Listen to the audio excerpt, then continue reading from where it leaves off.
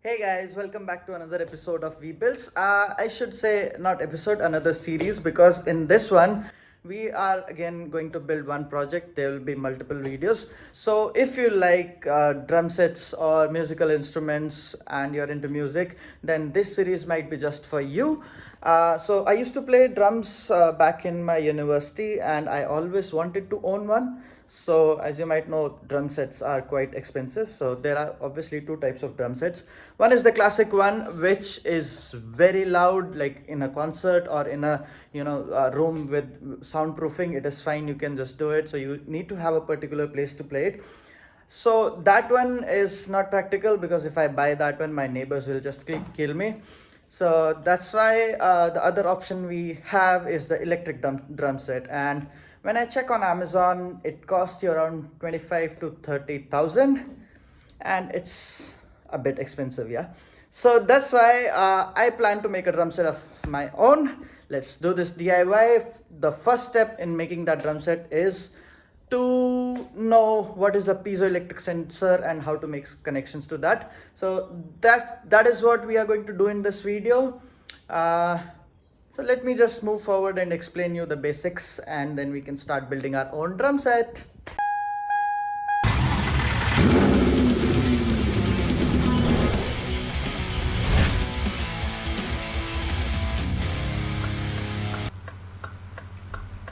Here are all the things that you might need for starting this build.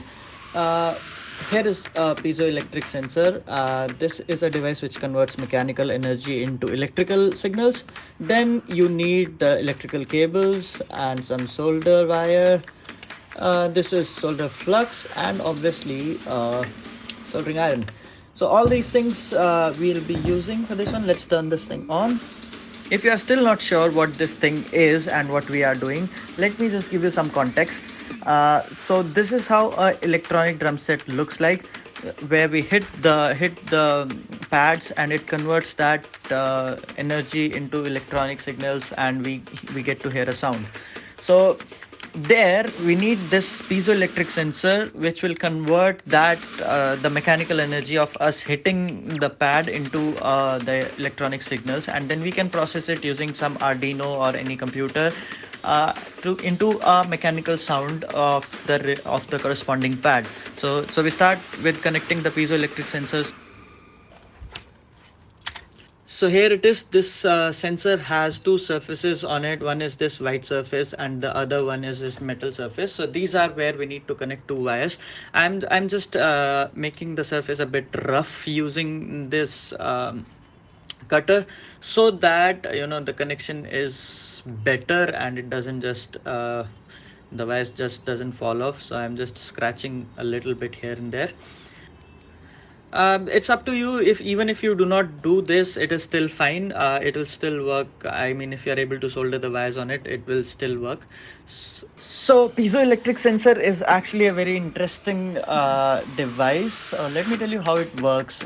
There's a piezoelectric crystal which is placed between these two metal plates, and when mechanical pressure is applied to this metal plates by using any material, this forces the electric charges within the crystal out of balance. Excessive negative and positive charge appears on opposite side of the crystal face, and this is how it provides a signal. So let me unwind this wires. I'll be using two of these wires to make connections to the piezoelectric sensor. Wow, they have packed them so nicely. It takes some effort to remove it. Yep.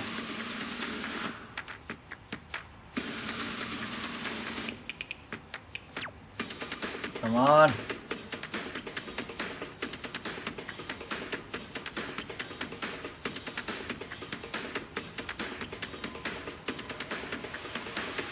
Yeah, finally out with two wires. So I'll be using one red and one black, which is like the conventional way.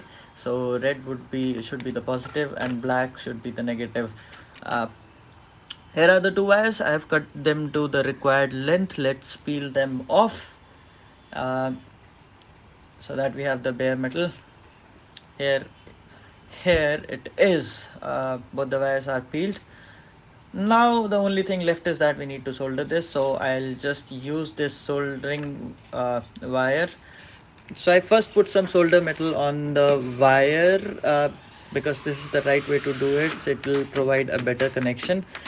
Just apply some on the positive one, the red wire, and then same way apply some on the black one. So let me tell you, the correct way of soldering is you need to heat up the actual metal where you need to connect, and with that you need to just touch the soldering uh, the aluminium. Yeah, so that's how it should be. In if you do it that way, it makes a proper connection with the metal.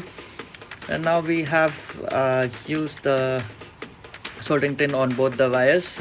Only thing is just connected to the piezoelectric sensor. So to do that, I will be applying a little bit of flux. This is the flux. I'll be applying a little bit of it on both the surfaces because it will provide a better connectivity, and then they'll just stick to it. Because if we do not use it, the metal surfaces are too slippery, I should say, but it and then the connections they just peel off easily. So yeah, now since I've applied the flux, it should stay. Simply heat up the tin that we have already applied on the wires, and it should be able to connect to the sensor. So there you go, one wire connected, and here is the positive terminal of the piezoelectric sensor, and the other wire is also connected. Done. So easy peasy. This is how you make the connections to a piezoelectric sensor, and make sure those are not loose, otherwise it will not work. And we are done with the build. If you like this video, please consider subscribing. This guy's not slowing down. Yeah, that's confirmed. He's not stopping. Code 3.